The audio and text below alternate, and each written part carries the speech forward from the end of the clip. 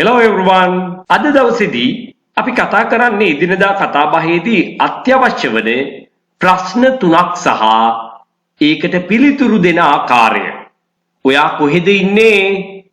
ඔයා කොහෙද හිටියේ? ඔයා කොහේ ඉඳීවිද? ඉතින් තාමත් ඔයා මගේ channel එක නරඹන්නේ subscribe කරලා නෙවෙයි නම් subscribe කරලාම වැඩේ පටන් ගමු නේද?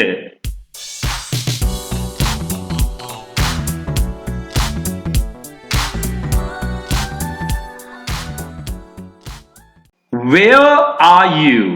අපි මේ වචනේ උච්චාරණය කරන්න වඩාත් උචිත ක්‍රමය තමයි where.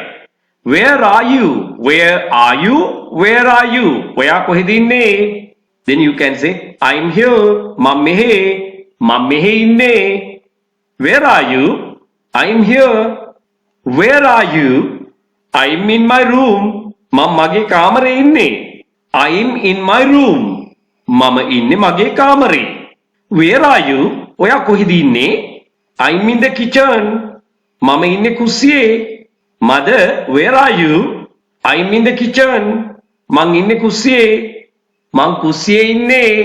මේ විදිහට උත්තර දෙන්න පුළුවන්. මේවා සරල බව ඇත්ත. හිත යටින් මේවා පුහුණු වීම කරන්න පුළුවන් බව ඇත්ත. මතක තියාගන්න පුළුවන් බවත් ඇත්ත. නමුත් ඔයාට ලකුණු වැටෙන්නේ ඉංග්‍රීසි කතා කළොත් විතරයි. එහෙනම් ඔයා මේක තනියෙන් පුරුදු පුහුණු වීම කරන්න ඕනේ. හිත යටින්ද? නෑ. අනිවාර්යයෙන්ම ඔයා ශබ්ද නගා කියන්න ඕනේ. ඔයාගේ අතේ තියෙන ස්මාර්ට් ෆෝන් එක පාවිච්චි කරලා ඔයා කියන දේ රෙකෝඩ් කරන්න. ඔයා කියන ආකාරය වීඩියෝ කරන්න. ඊපස්සේ ඔයාම බලන්න මේක ස්වභාවිකව එහෙම නැත්නම් තාත්වික විදිහට වැඩේ වුණාද කියලා. එහෙනම් මේ කාලේ පවතින තාක්ෂණයෙන් ඔයා හරියට ප්‍රයෝජනෙ අරගෙන කතා කිරීමේ හැකියාව ඔයා අනිවාර්යෙන් දියුණු කරගන්න ඕනේ. Where are you? මං ගෙදර ඉන්නේ. I'm at home. I'm at home. Where are you? I'm at work. I'm at work. ඇයි මෙතන work කියන වචනේට ඇඩ් දැම්මේ? මේ වචනය නාමපදයක් සහිත ක්‍රියාපදයක් සහිත පාවිච්චි කරන්න පුළුවන්. work කියන්නේ වැඩ කරනවා, ඒ වගේම වැඩය. එහෙම නැත්නම් රැකියාව කියන අර්ථය ගැනීමටත් work පාවිච්චි කරනවා. එහෙමනම් මෙතන දැන් යොදලා තියෙන්නේ noun එක ලෙස. ඒ නිසා තමයි I'm at work කියලා පාවිච්චි කළේ. Where are you? ඔයා කොහෙද ඉන්නේ? I'm at work. මම වැඩ. ඒ කියන්නේ මම රස්සාවට ඇවිල්ලා ඉන්නේ. මම රස්සාවේ ඉන්නේ. ඔන්න සරලවම කිව්වා. හොඳයි. දැන් අපි අහනවා මේ ප්‍රශ්නේම අතීත කාලේ. ඔයා කොහෙද හිටියේ? එහෙමනම් ආ කියන ක්‍රියාපදයේ වෙනුවට අපි were පාවිච්චි කරනවා. Where were you? ඔයා කොහෙද හිටියේ? Where were you? ඔයා කොහෙද හිටියේ? එතකොට පිළිතුර දෙන්නත් ඕනේ ඊට ගැලපෙන විදිහට අතීත කාලේ. I was at home. මං ගෙදර හිටියේ. I was at home. මං ගෙදර හිටියේ. Where were you?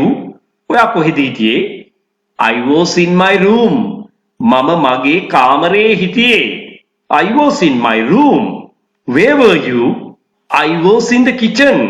මම කුස්සියේ හිටියේ. Mother, එහෙම නැත්නම් අම්මා කියලාම කතා කරන්න. අම්මා, where were you? ඔයා කොහෙද හිටියේ? I was in the kitchen. මම කුස්සියේ හිටියේ. ඔන්න දැන් මේ ප්‍රශ්නේ අනාගත කාලෙන් කොහොමද අහන්නේ? ඔයා කොහේ ඉඳීවිද හෙට? හෙට ඔයා කොහේ ඉඳීවිද? Where will you be? Where will you be tomorrow? Where will you be tomorrow? ඔයා හෙට කොහේ ඉඳීවිද? අන්න මතකනේ අනාගත කාලයෙන් අහන නිසා අපි පිළිතුර දෙන්නත් ඕනේ ඊට ගැලපෙන විදිහට. I will be. In short you can say I'll be. ඕනනම් කෙටි කරලා I'll කියලා කියන්නත් පුළුවන්. I'll be at home. මං ගෙදර ඉඳීවි. Where will you be tomorrow? I'll be at home. මං ගෙදර ඉඳීවි. Where will you be in the evening? මේක උච්චාරණය කරන්නේ කොහොමද? In the evening. A e i u u e o o. වැනි ශබ්ද වලින් පටන් ගන්නා වචනයකට මුලින් ද යෙදුනොත් අපි ඒක උච්චාරණය කරන්නේ දී කියලා. මොනවද vowel sounds? ප්‍රධාන වශයෙන් 12යි. ඒ 12 මොනවද? a e i u u e o o. මෙන්න මේ වැනි ශබ්දයකට මුලින් ද යෙදුනොත් උච්චාරණය කරන්නේ දී කියලා. ඒ අනුව in the evening නෙවෙයි කියන්න ඕනේ in the evening. In the evening. හැන්දෑවට, හවසට Where will you be in the evening? ඔයා කොහේ ඉඳීවිද හවසට? I'll be in the park. I'll be in the park. මම පාක් එකේ ඉඳීවි. මෙන්න මේ විදිහට ඔයාට උත්තර දෙන්න පුළුවන්. I'll be in the gym. මම gym එකේ ඉඳීවි. ඔන්න ඔය විදිහට උත්තර දෙන්න පුළුවන්. ඉතින් අද දවසේ පාඩම කෙටි වුණත් ඔයා ප්‍රධාන වශයෙන් මෙන්න මේ කාරණා ටික මතක තියාගන්න ඕනේ. Where are you? සරල උත්තරයක් කටපාඩම් කරගෙන තියාගන්න මොකක් හරි. I'm here. මම මෙහෙ. Where were you? ඔයා කොහෙද හිටියේ? I was there. මං අතන හිටියේ. Where will you be? ඔයා කොහේ ඉඳීවිද? Tomorrow. ඒ වගේ කැමති දෙයක් දාන්න. I'll be at home. මං ගෙදර ඉඳීවි. මෙන්න මේ වගේ සරල ක්‍රමයකට මේ සියල්ල පාඩම් කරගන්න. සරල උනත් පුහුණුව තුලින් තමයි ඔයාගේ දක්ෂතාවය එළියට පෙන්වන්න පුළුවන් වෙන්නේ. දැනගත්තට බෑ ඔයා දන්නදී පෙන්වන්න ඕනි. Show if you know. දන්නවනම් පෙන්වන්න ඕනි. මෙන්න මේ වගේ වටිනා පාඩම් ඔයාට ඉගෙන ගන්න අවශ්‍ය නම් ඔයා අනිවාර්යයෙන්ම මේ channel එක subscribe කරලා තියාගන්න ඕනි.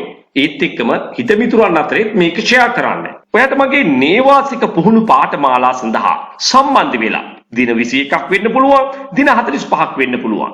මේවට සම්බන්ධ වෙලා ඊටාම කෙටි කාලයක් තුළ වඩාත් නිවැරදිව ව්‍යාකරණ ඉගෙන ගනිමින් ඉංග්‍රීසි භාෂාව චතුර ලෙස කතා කිරීම සඳහා ඔයාට පුහුණු වීම ලබා ගන්න පුළුවන්. විදේශගත වෙන්න බලාපොරොත්තු වෙමින් ඉන්න ඔයාට, රැකියාව බලාපොරොත්තු වෙමින් ඉන්න ඔයාට, එහෙම නැත්නම් විවිධ වෘත්තීන් වල නියැලීලා ඉන්න ඔයාට ඉතාමත්ම වටිනවා. මොකද කෙටිම කාලයක් තුළ ගොඩාක් දේවල් ඉගෙන ගන්න හැකියාව ලැබෙනවා, පුහුණු වෙන්න හැකියාව ලැබෙනවා. ඒ නිසාම භාෂාව ඉගෙනගෙන හොඳ ප්‍රවීණත්වයකින් යුතුව කතා කිරීමේ හැකියාව ලැබෙනවා. එහෙම සහභාගී වෙන්නම බැරි අය සඳහා විශේෂයෙන්ම විදේශගත වෙලා දැනටමත් සේවය කරන අය ඔන්ලයින් ක්ලාසස් සඳහා විමසීම් කරන්න පුළුවන්. ඒ වගේම පාසල් යන දුවලා පුතාලටත් ඔන්ලයින් ක්ලාසස් එහෙම නැත්නම් දැනටමත් රැකියාවල නියැලීලා ඉන්න අයට මේ වගේ ෆිසිකල් ක්ලාසස් වලට සම්බන්ධ වෙන්න බැරි නම් අන්න ඒ අයට ඔන්ලයින් ක්ලාසස් සඳහා විමසීම් කරන්න පුළුවන්. ඔයාට අවශ්‍ය කරන සියලු දේ WhatsApp මගින් 071 දැන්ම යොමු කරන්න. ඒ වගේම ඔයා තාමත් මගේ channel එක නරඹන්නේ subscribe කරලා නෙවෙයි නම් channel එක subscribe කරලා තියාගන්න. එතකොට ඔයාට මේ වගේ වටිනා පාඩම් රැසක් ඉගෙන ගැනීමේ හැකියාව තියෙනවා. ඒත් එක්කම ඔයාට තාමත් මගේ වීඩියෝ සියල්ලම නරඹන්න බැරි වුණා නම් ඔයාට ඉඩ පහසුවේ විවේකයේ ලැබෙන වෙලාවට අනිවාර්යයෙන්ම channel එකේ තියෙන ඒ වීඩියෝ නරඹන්නත් අමතක කරන්න එපා. හේතුව ඔයාට thumbnail එකේ පෙන්වන දේට වැඩිය ගොඩාක් ඇතුලෙන් ඉගෙන ගන්න තියෙනවා. So thank you everyone.